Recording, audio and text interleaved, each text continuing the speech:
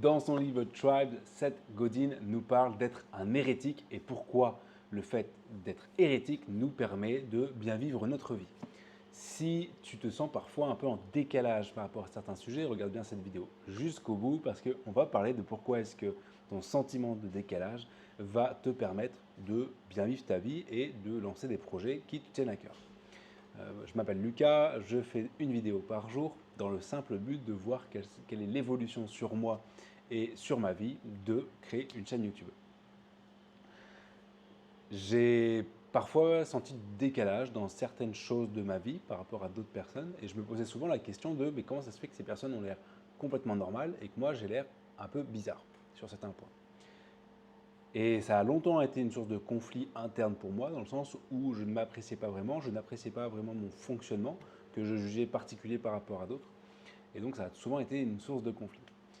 Et puis, au fur et à mesure des années, j'ai appris à m'aimer, j'ai appris à accepter ce fonctionnement particulier, que l'on me disait particulier et que je vivais comme particulier du coup.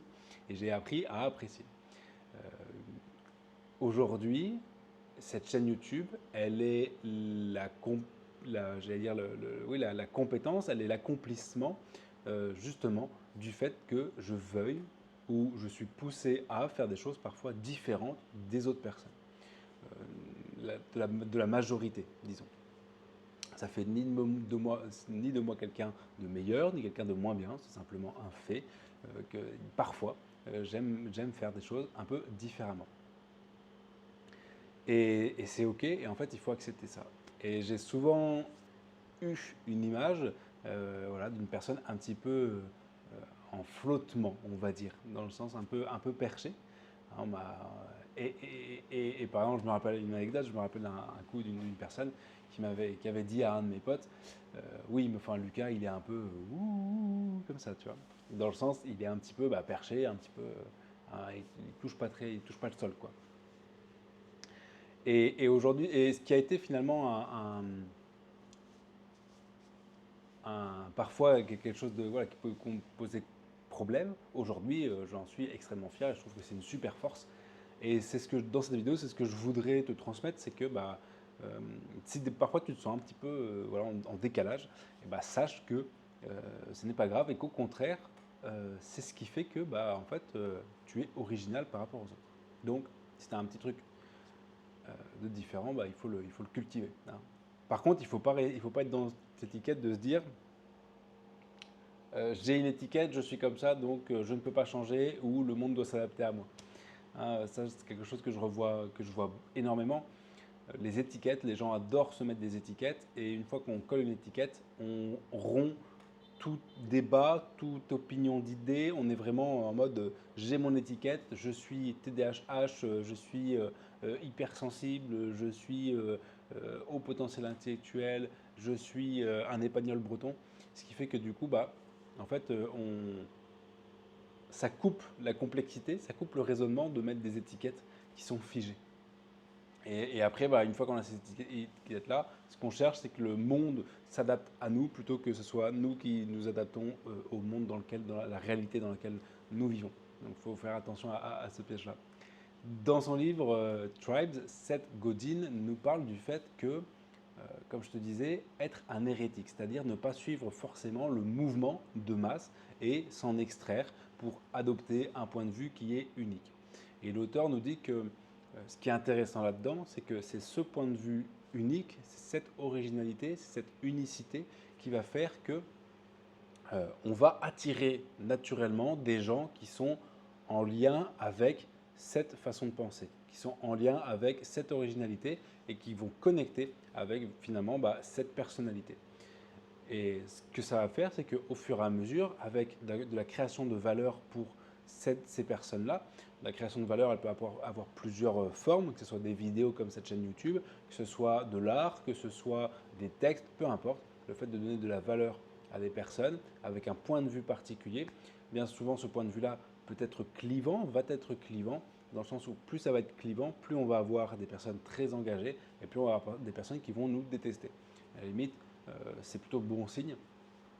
Par exemple, quand j'étudiais le copywriting, qui est l'art d'écrire des textes de vente, eh bien, souvent, les gens que j'étudiais nous disaient que si nous ne sommes pas insultés après un texte de vente, c'est que c'est un mauvais texte de vente. Voilà. Parce qu'il faut être extrêmement clivant.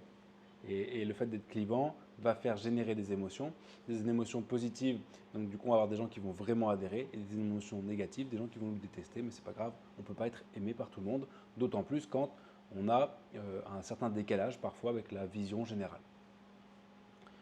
Par exemple, prenons un exemple, nous sommes dans une société où aimer les carottes, c'est vachement bien, c'est admis, c'est socialement admis, et vous n'aimez pas les carottes, le fait de le mettre en avant, eh bien, ça va attirer toutes les personnes qui n'aiment pas également les carottes et qui vont connecter avec vous. Par contre, vous allez être détesté par tous les gens qui aiment les carottes, forcément.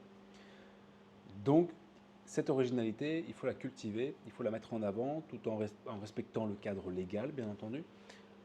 Et ça va attirer des personnes. Ces personnes-là vont créer ce que l'auteur Seth Godin appelle une tribu.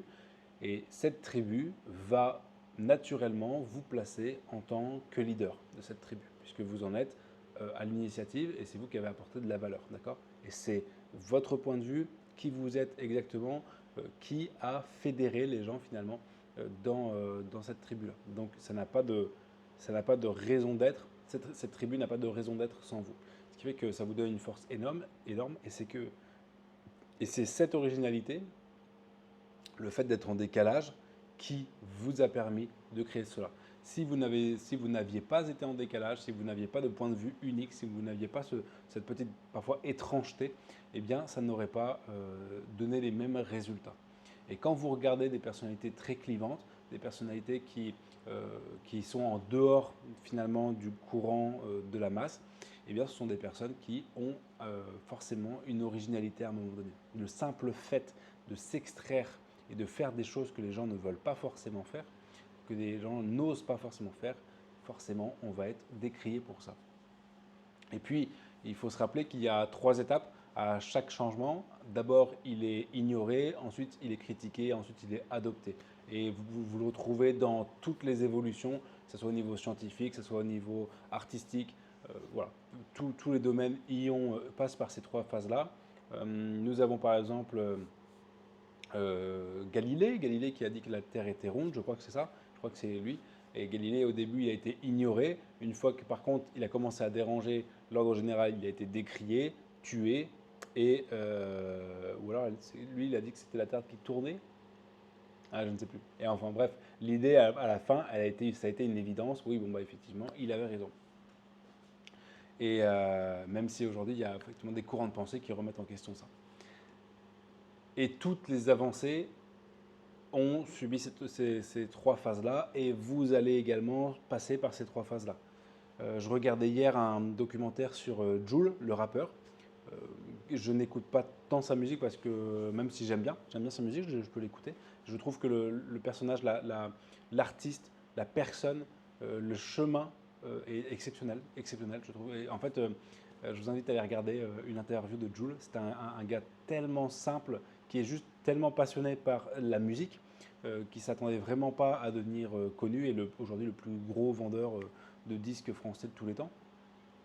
Et, en fait, il s'attendait tellement pas à ça. Lui, tout ce qu'il aime, c'est être au studio et faire des sons. Voilà.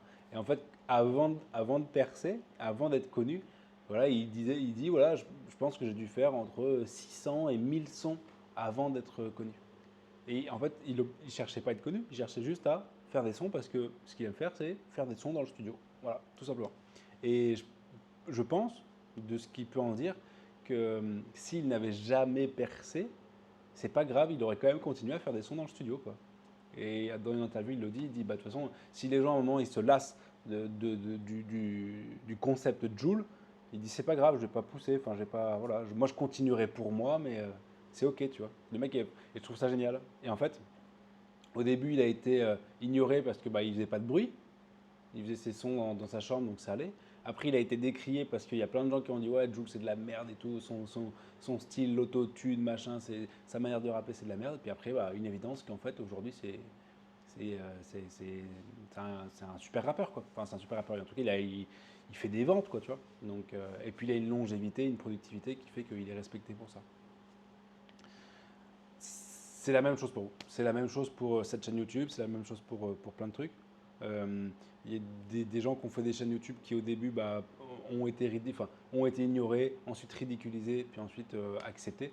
Et c'est la même chose pour tout un tas de... pour tout en fait. Donc si vous avez un décalage, un petit sentiment d'étrangeté parfois, eh ben, sachez que c'est normal de passer par ces phases-là. Au début, vous allez être ignoré dans vos projets. Ensuite, dès que ça va être un petit peu, voilà, ça va faire un petit peu de bruit, eh ben, vous allez être décrié pour ça. Et ensuite, vous allez être accepté. Pas par tout le monde, mais au moins par des gens qui vous respectent et vous apprécient pour qui vous êtes, puisque vous avez fait de cette originalité, vous avez fait de ce décalage, du coup, bah, votre force, et les gens vont vous apprécier pour ça et pas pour le fait d'avoir caché ces trucs-là et d'avoir voulu rentrer dans le moule. Voilà pour cette vidéo, j'espère que ça aidera celles et ceux qui sentent un petit sentiment de décalage parfois. Soyez-en fiers, cultivez ce sentiment-là et vous allez voir que vous allez être clivant par ce fonctionnement-là, mais au final, ça va vous apporter du bien, du positif. Si la vidéo vous a plu, je vous laisse liker, vous abonner et puis commenter si vous avez eu ce petit sentiment de décalage et comment est-ce que vous le gérez aujourd'hui. Est-ce que ça vous a donné de la force pour lancer des projets qui vous tiennent à cœur. Et puis, c'était Lucas, on se voit demain pour une nouvelle vidéo. Prenez soin de vous, ciao ciao.